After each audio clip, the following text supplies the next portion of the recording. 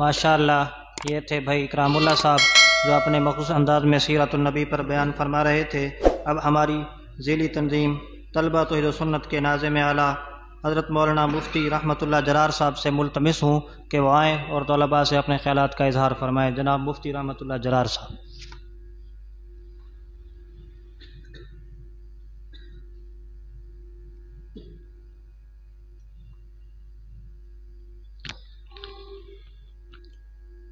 بسم اللہ الرحمن الرحیم۔ والعصر ان الانسان لفی خسر الا الذین آمنوا وعملوا الصالحات وتواصوا بالحق وتواصوا بالصبر۔ سورۃ عصر قرآن کریم کی ایک مختصر ترین سورت ہے۔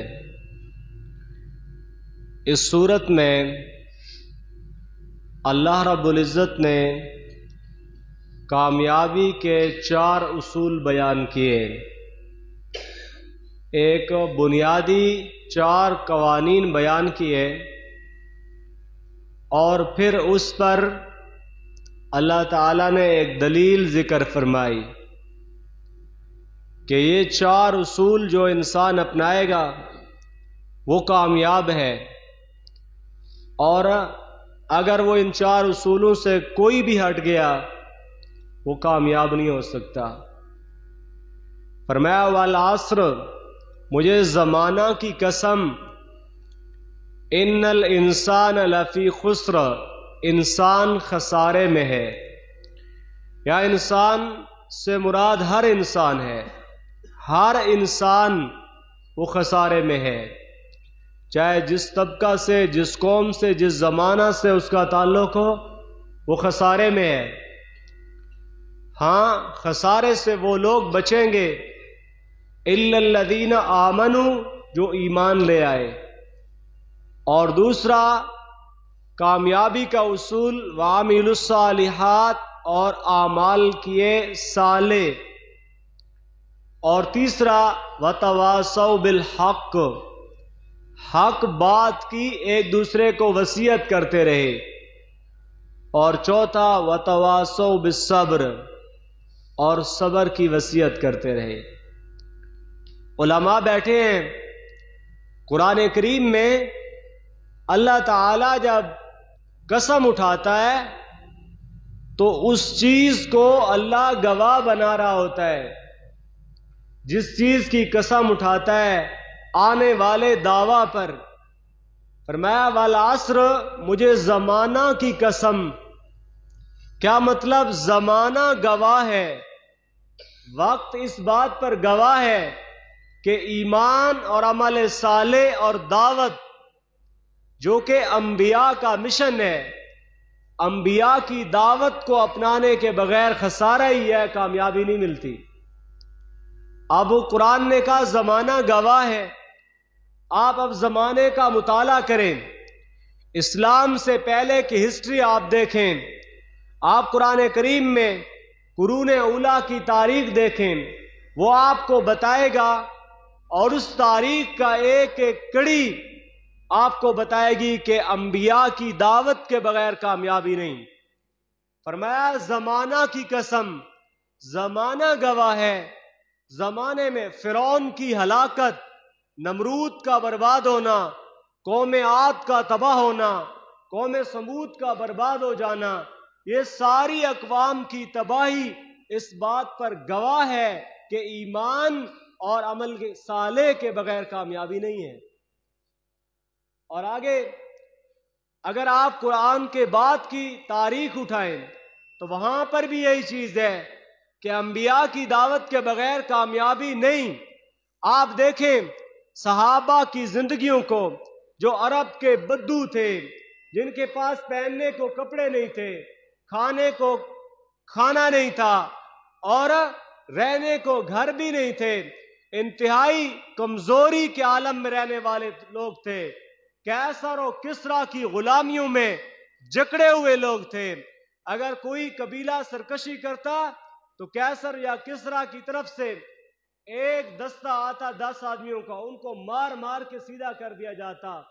وہ لوگ اور جب انہوں نے انبیاء کی اور محمد رسول اللہ کی دعوت کو اپنایا، پوری کائنات کے فرما روا رہبر و رہنما بن گئے، اور پوری دنیا کے ترقی یافتہ ملک وہ جو روم تھا یا ایران تھا، ان کے پاس دنیا کی ہر چیز موجود تھی، لیکن انبیاء کی دعوت کو ٹھکرایا، ایسے خسارے میں آئے کہ دنیا کے نقشے سے ان کا نام بھی مٹ گیا۔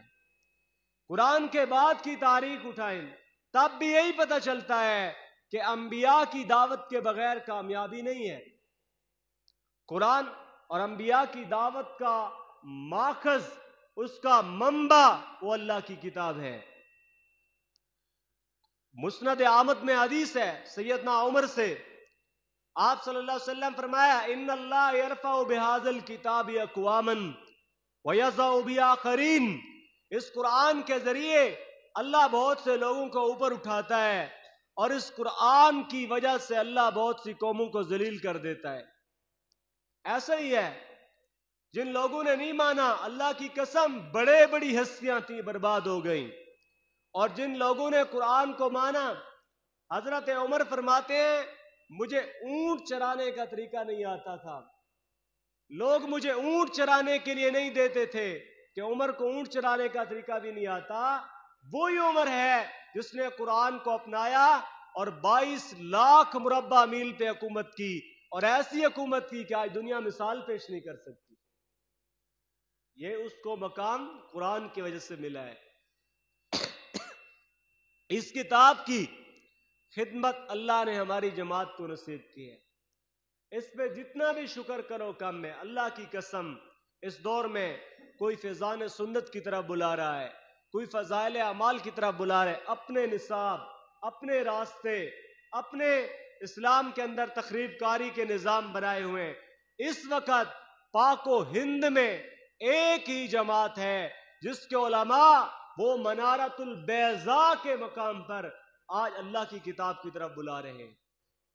شیخ الہند محمود الحسن نے ساری زندگی انگریز کے خلاف جہاد میں گزاری، گرفتار ہو گئے، مالٹا کے جزیروں میں، مالٹا کی جیل میں رہے، وہاں قرآن کا ترجمہ لکھا۔ واپس آ رہے تھے تو وہ اس کے پاس تھا کشتی ڈوبنے کے لیے، بھمر میں پھنسی، تو کہتا ہے اللہ میری ساری زندگی کی موڑی یہی ترجمہ ہے۔ اور پھر ادھر آ کر کہتا ہے کہ لوگوں میں نے بہت سوچا، میں نے عملی زندگی میں تجربہ کیا، اور میں آپ کو ایک بات بتاتا ہوں کہ مسلمانوں کی ترقی کا راز صرف قرآن کو سمجھنے میں ہے۔ جب تک ہم قرآن نہیں سمجھیں گے، ہمیں قرآن، یہ مسلمان کبھی زوال سے ترقی کی طرف نہیں آ سکتا۔ یہ اس کی بات ہے جس نے پوری زندگی کفر کے خلاف گزاری۔ اور آپ دیکھیں امام دار الہجرت امام مالک فرماتے ہیں کہ اس امت کے پچھلے لوگوں کی اصلاح اسی طرز پر ہوگی جس پر پہلے لوگوں کی ہوئی تھی، اور وہ اللہ کی کتاب کے ساتھ ہوئی تھی۔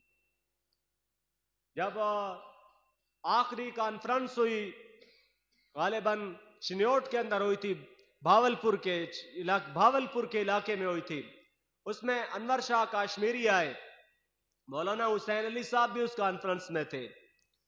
تو وہاں پر جانتے ہیں انور شاہ کاشمیری کون ہے؟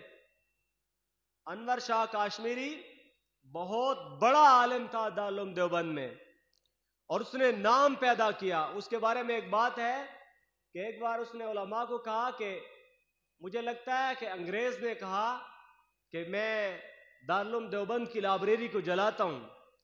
دارالعلوم دیوبند کی لائبریری اتنی بڑی ہے، یہ آپ کی مسجد کا جو احاطہ ہے یہ کوئی 5-6 احاطے ہو جائے تب بھی اس سے بڑی ہے۔ کہتا ہے خوف کرنے کی کوئی بات نہیں، یہ سب کتابیں انور کی نظر سے گزر چکی ہے، میں دوبارہ لکھوا دوں گا۔ اتنے عظیم عالم انور شاہ کاشمیری جب مولانا حسین علی رحمت اللہ علیہ رحمت واسعہ بیان کر رہے تھے تو پیچھے رو رہا تھا۔ اسے پوچھا گیا تو کہتا ہے کہ ہم نے زندگی ضائع کر دی ہے، ساری زندگی گزاری، ابو حنیفہ کا مذہب راجح ہے، شافعی کا مرجوح ہے، امام ابو حنیفہ کا قول اعلیٰ ہے، احمد ابن حنبل کا ادنا ہے۔ جب چاروں امام حق پر ہیں پھر ہم نے ان باتوں میں کیوں زندگی ضائع کی؟ ساری زندگی اپنے مذہب کی ترجیح میں گزاری. اصل کام تو وہ تھا جو مولانا حسین علی نے کیا ہے. وہ کہہ رہے تھے کہ اس نے زندگی اللہ کی کتاب کی خدمت میں وقف کی. اصل کام یہ ہے جو مولانا حسین علی کر کے گئے، دنیا سے جا رہے ہیں. تو یہ ہماری خوش قسمتی ہے کہ اللہ نے اس کتاب کی خدمت کے لیے ہمیں چنا. قرآن کریم میں اللہ فرماتے ہیں اورثنا الکتاب الذین اصطفینا، ہم وارث بناتے ہیں قرآن کا. اصطفینا، ان کو جن کو ہم چن لیتے ہیں. علماء نے لکھا پوری دنیا کے فضائل جمع کرو، اس ایک لفظ کا مقابلہ نہیں ہو سکتا. اصطفینا، میں قرآن کی خدمت اس کو دیتا ہوں جس کو میں چن لیتا ہوں. وہ اللہ کا منتخب ہوتا ہے. ایسے نہیں ہے ہزاروں علماء کوئی شرک کی دعوت دے رہا ہے، جھوٹی روایات کی طرف قصے کہانیاں سب کچھ بیان ہو رہا ہے. قرآن اصطفینا، یہ وہ نغمہ ہے جو ہر ساز پہ گایا نہیں جاتا، یہ ہر کسی کو توفیق نہیں ہوتی. اس پر ہمیں اللہ کا شکر کرنا چاہیے کہ اللہ نے اس کتاب کی خدمت کے لیے ہمیں چنا. میرے نبی نے فرمایا کہ ترکت فیکم ثقلین وفی روایت امرین، میری امت میں دو چیزیں چھوڑ کے جا رہا ہوں. لن تضلوا ما تمسکتم بہما ابدا، کبھی بھی گمراہ نہیں ہوگے جب تک ان کو چنگل لگا کے رکھو گے، ان کو پکڑ کے رکھو گے، اسی پر ڈٹے رہو گے. کتاب اللہ و سنتی، وہ اللہ کی کتاب ہے اور وہ میری سنت ہے. اور اسی کتاب و سنت کی دعوت کا نام اشاعت التوحید و سنہ ہے.